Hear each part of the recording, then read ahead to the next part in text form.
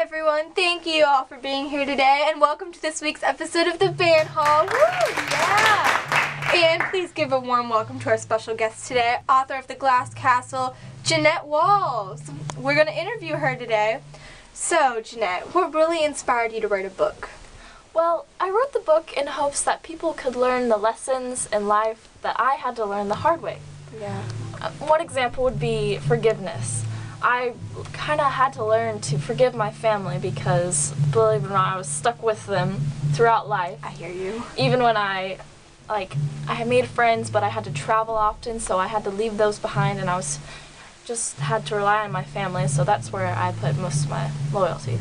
Yes, I definitely picked up on that while I was reading. And when you first published it, were you afraid that others might think less of you? I'm going to be honest, I really thought people would judge me a little bit more because they knew I grew up in such poverty, but I was completely wrong. People gave me a little bit more respect knowing where I had come from and how far I had gotten in life.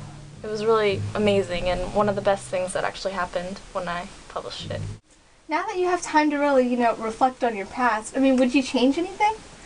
Some things might have been nice, like a hot bath every now and then and a family with a stable job and money coming in, but I think living in such poverty kind of helped me solve my own problems and figure things out by myself without the help of others, and that made me a really strong problem solver later in life, and I think without that I would have not been the person I am today. So many things happened in the book, but you decided to name the book The Glass Castle, which was just a small part of it. Why is that? I wanted to really dedicate it to my father because I know he was a good man and he tried to help me grow up and take care of me.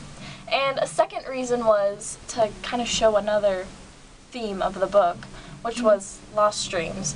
The Glass Castle was one of my father's really main hopes in life, and even though he didn't accomplish it, the thought of it helped us get through some tough times. Well, thanks so much for coming out today, everyone. Yeah! And remember to go out and buy your own copy of The Glass Castle. I'll see you on next week's episode of The Band Hall.